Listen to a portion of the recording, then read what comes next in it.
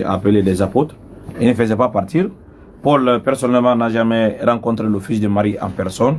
Il ne l'a jamais vu. Il n'y a jamais un contact direct entre les deux. Donc, en réalité, Paul, c'était un anarchère qui est venu anarquer voilà, la foi juive. Parce que vous savez, le conflit entre les Juifs et les Romains, ce n'est pas l'affaire d'aujourd'hui. Voilà. Donc, les Romains cherchaient des moyens pour détruire déjà les Juifs et de pénétrer leurs croyances et d'introduire des trucs dans leurs croyances. Donc, quand ils ont vu cette occasion, ils disent que ce monsieur-là qui nous a présenté, voilà, c'est un prophète juif, donc est-ce qu'on ne va pas faire notre sale boulot? Et ils ont réussi, voilà, par la main de Paul, ils ont changé, falsifié, voilà, remettre les choses dans leur désordre total. Alors, ils ont créé une religion et ils ont fait la base à Rome. Vous voyez, non? Alors que le judaïsme, la base, c'est en Israël. Vous voyez, non? En Jérusalem. La religion de Paul, la base, c'est en Rome. Voilà. C'est bien rentré. Ça veut dire, est-ce que vous comprenez déjà? Donc, la religion de Paul, sa base, c'est en Rome. Mais la religion des Juifs, leur base, c'est en Jérusalem. Ça veut dire ici, il y a deux choses qui s'opposent. Il y a une qui a été inventée pour le but de détruire l'autre. C'est pourquoi lorsque tu regardes presque tout ce que la Bible dit, l'ennemi central principal, qui est le traître, qui a trahi, qui n'a jamais été fidèle, qui ne respecte jamais ses engagements, qui aime l'argent, qui veut la destruction, c'est qui? C'est Judas. Judas. Alors, vous savez, Judas représente quoi? Judas représente tout le peuple juif. Judas, comme vous le lisez dans la Genèse, voilà, on lui a remis la responsabilité de tous ses frères. Voilà, on dit que le sceptre et le bâton souverain ne se pas d'entre tes pays jusqu'à l'arrivée de Shiloh. Donc, tous les enfants d'Israël se réfèrent à ce nom. Aujourd'hui, on l'appelle les Juifs. Mais là, ce n'est pas ils sont des Juifs, voilà, mais c'est un nom général, donc qui a été inventé pour se référer à tous les 12 tribus. Voilà, on les appelle des Juifs, mais il y avait des Benjamins, il y avait des autres tribus qui n'étaient pas des Judas. Parce que Judas n'est que l'un des fils. Il y avait d'autres fils, mais en travers le nom Judas, tous les autres tribus se sont servis. Donc aujourd'hui on dit les Juifs.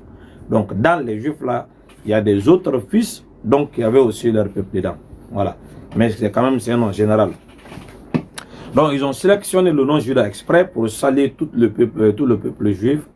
Parce que Judas déjà est le responsable des autres tribus. Vous voyez, non? Donc, dans la Bible, le méchant, le traître, celui qui aime l'argent, c'est Judas. Voilà. Et celui qui s'est suicidé, c'est Judas. Celui qui s'est tué, c'est Judas. Celui qui a tout ce qui est mal là. Les Romains ont fait en sorte qu'il faut que ce soit Judas, parce que leur guerre devrait être continuelle. Voilà. Ils ont réécrit l'histoire à leur manière. Ils ont présenté des caractères tels qu'ils veulent, mais la vraie histoire ne se trouve pas dans la Bible. Cette histoire biblique, ce n'est qu'une pure invention qui a été inventée par Paul et ses adeptes, des Romains. C'est pourquoi la base de cette idéologie qui n'a jamais été en conformité avec ce que le fils de Marie a prêché a été établie en Rome. Avec toute autre invention qui contredit à 100% ce que le fils de Marie aurait prêché. Alors, quelqu'un va se demander, mais Oustaz, si ça c'est vrai, et les premiers chrétiens proprement dit, ceux qui avaient suivi le fils de Marie, ils sont où? Non. Ils étaient tous massacrés. Il y a eu des trucs horribles qui s'est passé pendant les temps anciens. Voilà. Il y a eu beaucoup de groupes chrétiens qui sont suggérés au cours des 1er et 2e siècles, alors que l'église catholique avait déjà en train de prendre la puissance et le contrôle pour piétiner tout ce qui ne marchait pas en conformité avec ce qu'ils veulent faire croire aux gens.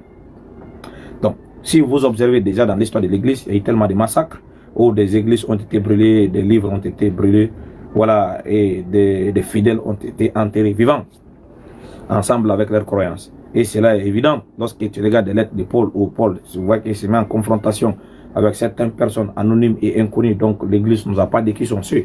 Mais à travers ces écritures, on arrive à comprendre qu'il y a eu une confrontation entre le groupe de Paul et d'autres groupes donc, qui ne s'attendaient pas, où Paul même en train d'accuser les gens d'avoir détourné les gens de son évangile. Alors que lui, son évangile était basé déjà sur la mort et résurrection du Fils de Marie. Et donc, les gens qui s'opposaient à Paul déjà ne prêchaient pas cet évangile. Alors, l'histoire est longue, mais on peut déjà essayer de résumer pour voir, voilà, où on peut résumer quand même, parce que c'est long. Au cours du deuxième, troisième siècle, il y avait plusieurs groupes chrétiens qui sont déjà suggérés parmi ceux qui se réclament, voilà, d'être les sauveurs du Fils de Marie. Voilà, il y avait des Gibeonites, des Nazaréens, voilà, des Bessiliviens. Après, plus tard, on a eu des Massionites qui sont venus sur le groupe des Maçons, qui étaient aussi endocicites, parce que eux là, ils avançaient une idéologie donc, qui était en contradiction avec le même branche, l'extrême principal, donc on appelle l'orthodoxe. Voilà, ce terme orthodoxe veut dire quoi? L'orthodoxe veut simplement dire, voilà, ce qui a été classifié ou jugé normal par un certain groupe de personnes. Voilà, c'est un certain groupe de personnes qui décident qu'est-ce qui est orthodoxe. Voilà, tout ce qui est juste qui n'est pas orthodoxe, c'est à exterminer ou annuler ou détruire ou, voilà, effacer. Voilà, c'est comme ça des autres petits groupes qui n'avaient pas de puissance mais qui étaient les détenteurs de la vérité ont été éliminés. Parce qu'ils n'avaient pas la force politique. Nous savons qu'aujourd'hui, si tu n'as pas la force politique, tu n'as pas le soutien total, même si tu as raison, tu seras éliminé. Et depuis comme ça, depuis ce moment-là jusqu'à aujourd'hui, c'est la même chose que nous vivons. Voilà, les petits groupes là qui n'ont pas la puissance et le pouvoir de faire quelque chose, celles-là on ne les calcule pas, on ne les compte pas. Au fur et à mesure que le temps passait, il y a eu tellement de modifications et des inventions qui ont été faites juste pour venir cacher la vérité. Donc le Fils de Marie et ses apôtres avaient déjà prêché et ils ont été répandre presque dans toute la Galilée. On a parmi les inventions qui ont été faites, qui affectent aujourd'hui la vie chrétienne. Donc certains d'entre eux ne pensent même pas à pouvoir revoir et essayer de rectifier ce qui a été fait à leur issue. Première des choses, d'abord, c'est l'invention et l'obligation qui a été donnée aux habitants de Rome et ainsi de suite pour accepter le fait que le Fils de Marie sera une divinité. Cela n'était pas à l'origine. Le Fils de Marie n'a jamais été une divinité, n'a jamais été adoré, n'a jamais été Dieu. Et il n'existe aucun peuple, aucune tribu, aucune nation qui a adoré le Fils de Marie. Ça n'existe nulle part. Nulle part, ça n'existe pas. Voilà, donc, ça c'était l'une des premières inventions qui a été faite au cours de 300 années, à l'an 325, le an des conciles de Nicée, où l'empereur Constantin avec le père Saint Sylvestre et d'autres 386 évêques qui sortaient de tout le monde chrétien pour venir discuter sur le sujet qui concerne la nature du Fils de Marie. Alors qu'il y avait des tendances, il y avait Arius et Athanasius. Les deux là sont tous des pères de l'Église, mais le fait qu'ils se sont opposés et il y a un groupe qui était assez nombreux que les autres. Donc Arius n'avait pas beaucoup de supporters, voilà, mais c'est Athanasius qui avait le plus grand nombre de supporters et qui compris l'empereur Constantin.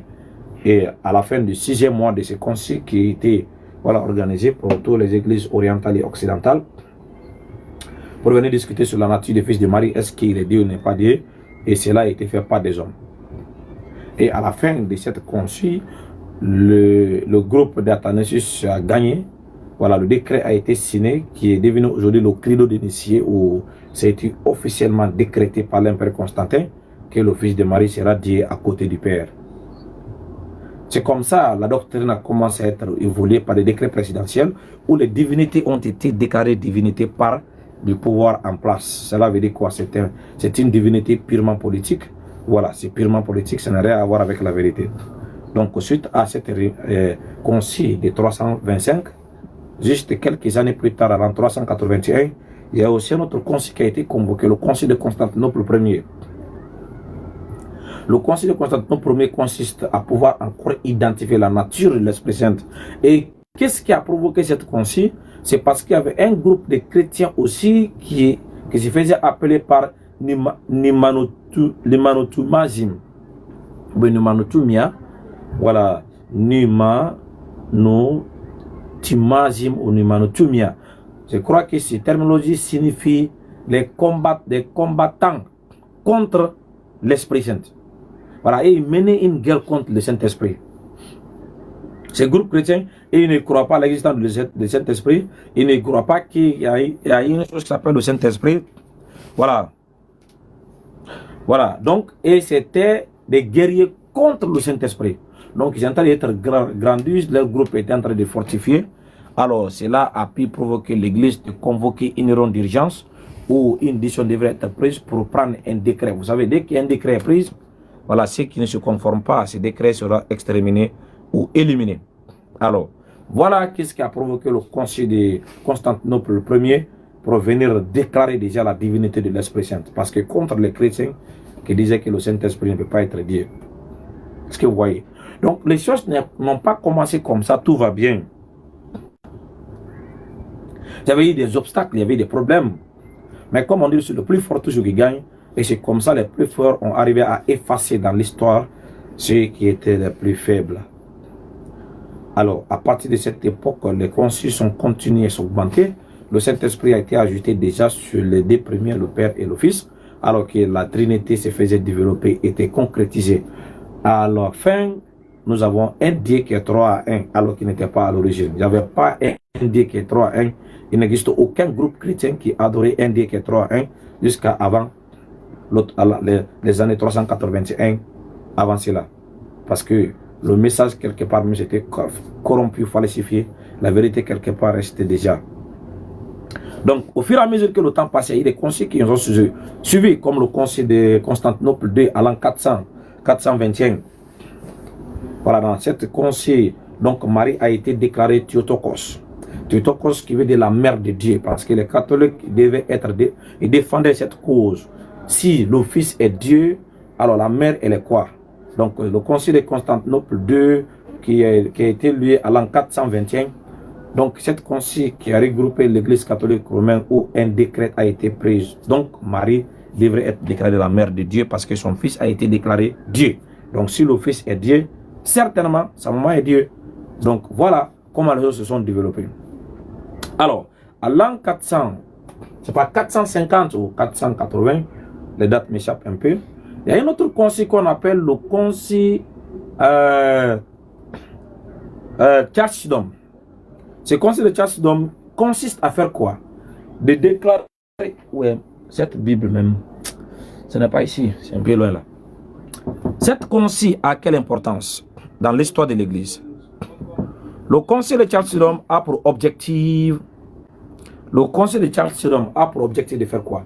C'est dans ce concile, parce que, écoute bien, dans l'histoire de l'Église, à chaque fois qu'un concile a été convoqué, c'est pour une raison bien déterminée. Ça veut dire il y a un problème sur place qui est en train d'être mangé l'Église. Si les pères de l'Église ne sortent pas et prennent une décision vite, ça va affecter le déroulement de l'Église. Donc c'est toujours comme ça.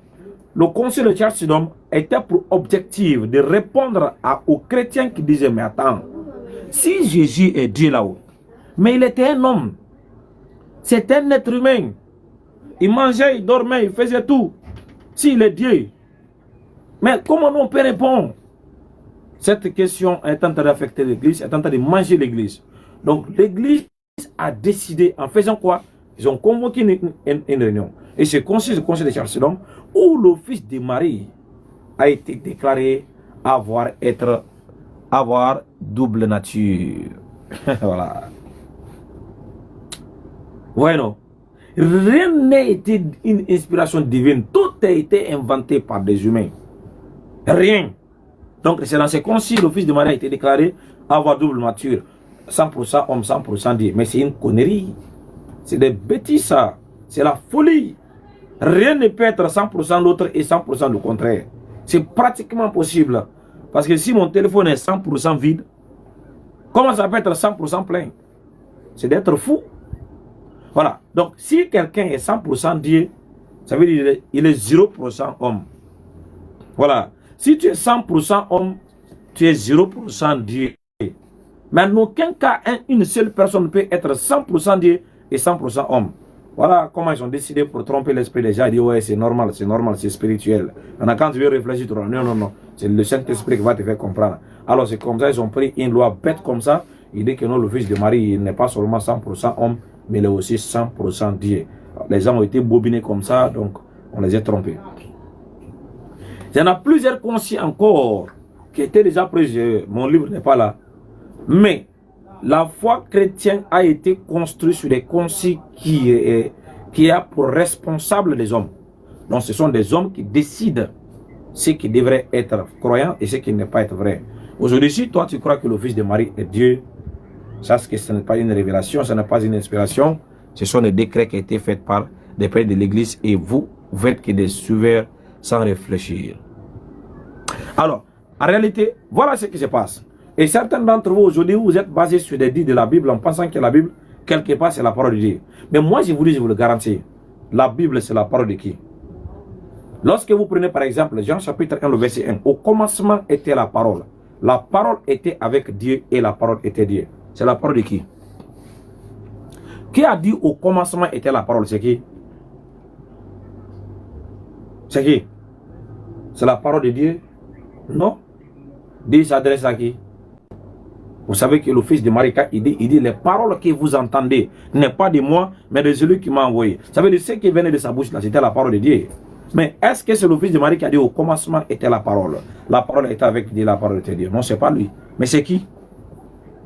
Donc, les parents qui pensent que toute la Bible, vraiment, quand ils lisent, donc, je lis la parole de Dieu, c'est une erreur catastrophique parce que la Bible, en aucun cas, peut être la parole de Dieu. Ce sont des paroles des hommes attribuées à Dieu, comme Allah dans le Coran a dit.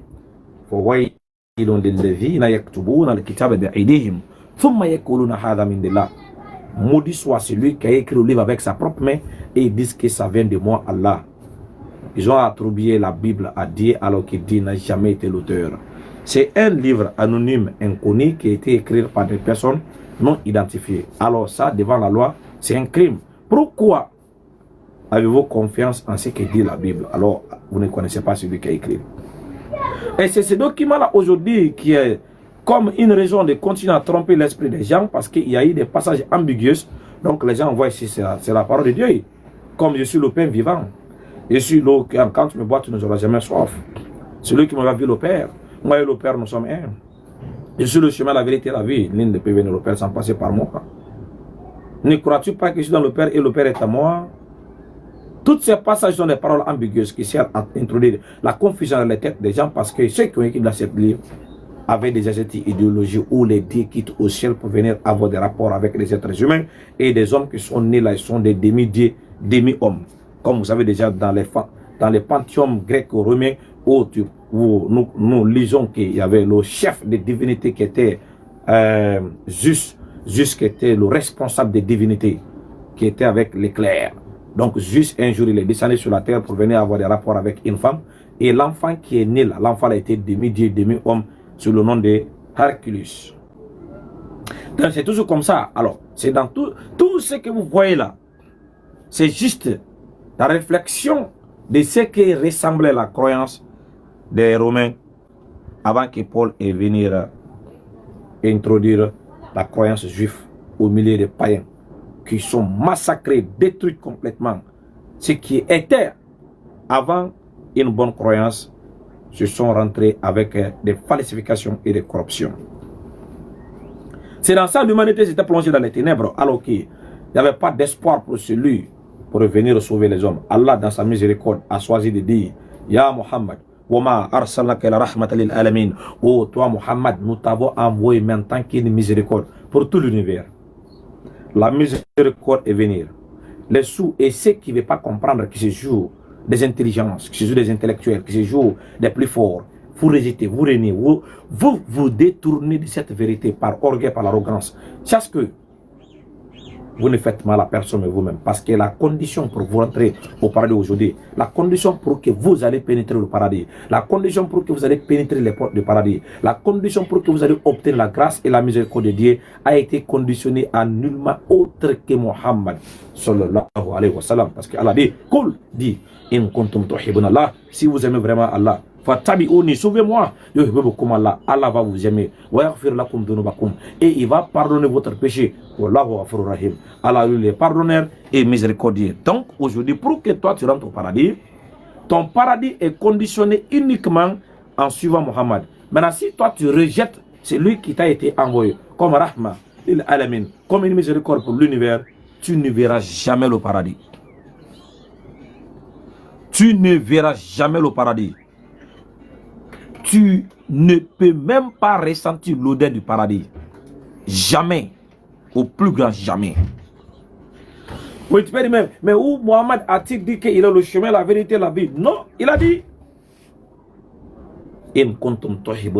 Si vous aimez Dieu, suivez-moi. Vous allez obtenir l'amour et la grâce de Dieu. Et le pardon de vos péchés. Vous voyez, non? Les récompenses que nous obtiendrons lorsque nous suivons Mohammed sallallahu alayhi wa sallam. Hey, allez,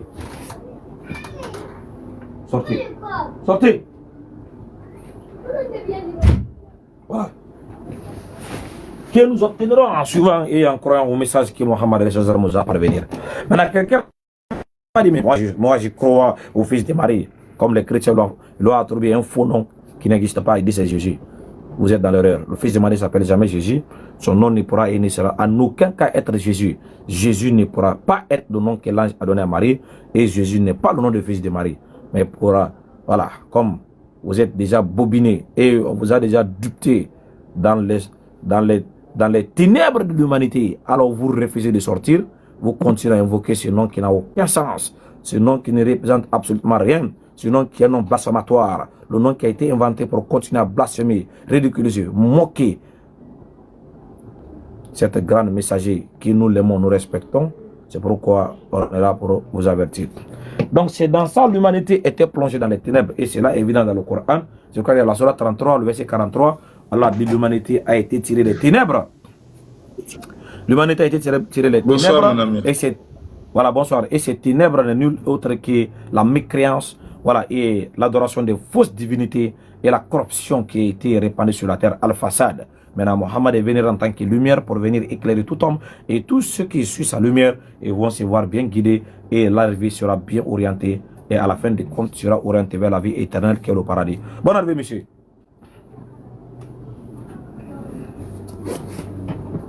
Monsieur Olivier. Oui.